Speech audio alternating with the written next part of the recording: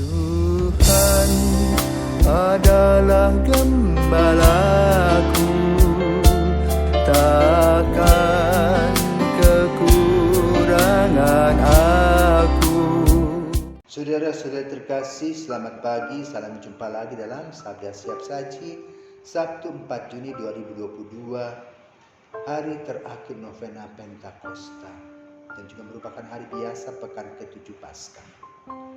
Marilah kita berdoa dalam nama Bapa, Putra, dan Roh Kudus. Amin. Allah Bapa yang kekal dan kuasa, kami telah Kau perkenankan merayakan kebangkitan Putramu selama masa Paskah, yang esok akan memuncak dan berakhir pada hari raya kedatangan Roh Kudus. Semoga berkat bantuan-Mu kami dapat mewujudkan rahmat Paskah dalam hidup kami sehari-hari. Demi Yesus Kristus Putra-Mu, Tuhan dan Pengantara kami, yang hidup dan berkuasa bersama Engkau dan Roh Kudus Allah sepanjang segala masa. Amin. Tuhan bersamamu dan bersama Roh-Mu. Inilah Injil Yesus Kristus menurut Yohanes. Dimuliakanlah Tuhan. Yohanes 21 ayat 20 sampai dengan 25. Setelah Yesus yang bangkit berkata kepada Petrus, "Ikutlah aku," Petrus berpaling dan melihat bahwa murid yang dikasihi Yesus sedang mengikuti mereka, yaitu murid yang pada waktu mereka sedang makan bersama duduk di dekat Yesus dan yang berkata, "Tuhan, siapakah dia yang menyalahkan Engkau?" Ketika Petrus melihat murid itu, ia berkata kepada Yesus, "Tuhan, apakah yang akan terjadi dengan dia ini?" Jawab Yesus, "Jikalau aku menghendaki supaya ia tinggal hidup sampai aku datang, itu bukan urusanmu, tetapi engkau ikutlah aku." Maka tersebarlah kabar di antara saudara-saudara itu bahwa murid itu tidak mati.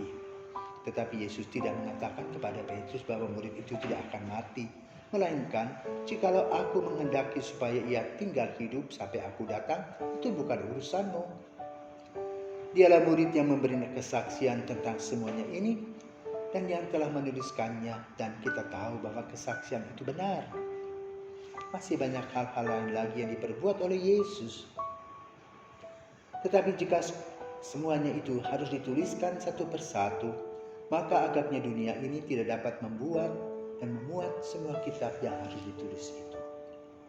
Demikianlah sabda Tuhan.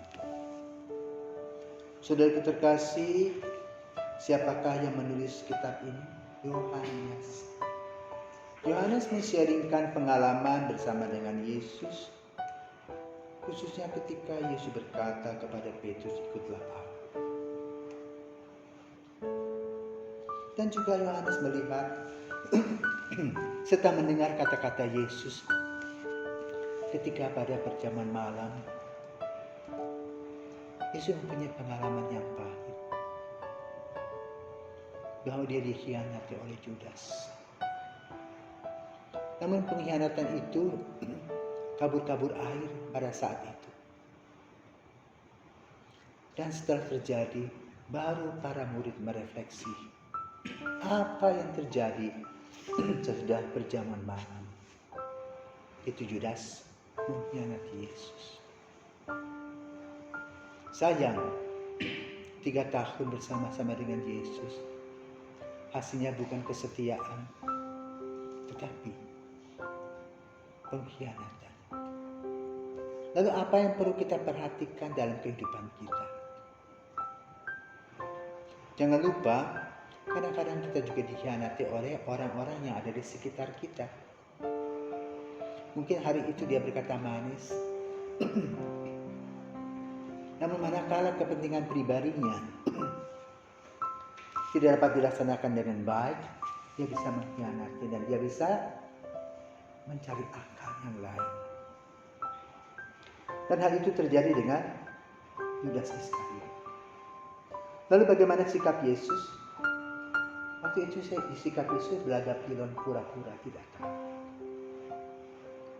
Tetapi Yesus mengikuti alur kemana Yudas akan berangkat. Maka ketika Yudas mencium Yesus, apa dikatakan oleh Yesus? "Dengan cara ini engkau mencium aku." pengkhianatan, melahirkan sebuah penyesalan. Maka kemudian Iskariot menggantung diri manakala Yesus disalib. Ini sebuah refleksi untuk kita agar kita berhati-hati dengan diri kita. Tidak mengikuti kecenderungan kita untuk mengisi bejana kita dengan harta duniawi, dengan kekuasaan, dengan kesombongan, dengan mentang-mentang, dengan mumpung. Tetapi merefleksi seperti Petrus yang setelah mengalami pengkhianatan dan juga dia katakan menyangkal Yesus, melakukan sebuah pertobatan. Dan Tuhan memberikan kepada kita kesempatan untuk pertobatan itu. Maka pada hari ini di mana kita menutup novena Pentakosta, kita diharapkan membuka hati dan diri kita agar terang Roh Kudus hadir dalam diri kita, sehingga kita yang pernah dikumpulkan, telah dipilih oleh Yesus, berdaya pikat dan berdaya guna. Tidak menjadi garam yang tidak asin, tetapi menjadi garam yang tetap asin. Menjadi terang lampu yang dapat dilihat oleh banyak orang dan bukan disembunyikan di bawah ganti. Semangat berkobar-kobar, terurai dalam kata-kata yang sopan dan bijaksana, melalui pikiran yang terang, tidak ada mencari keuntungan tetapi ingin melayani Yesus dengan segala kepolosan dan ketulusan hati. Dan berhati-hati dengan diri sendiri, karena kadang-kadang kesombongan, kepala besar meminta hidup kita, pada kita naik daun. Jangan lupa, semakin tinggi angin semakin kencang.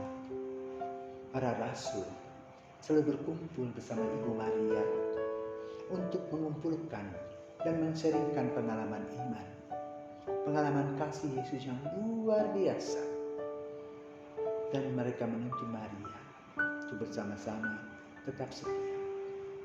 Dan mereka mendapatkan berkat-berkat tersebut. Semoga kita pun juga mendapatkan kesetiaan. Kita mendapatkan kebahagiaan dalam pelayanan kasih seperti para murid yang membagikan semuanya dengan hati yang penuh gembira. Semoga kita diberkati Tuhan. Selamat pagi.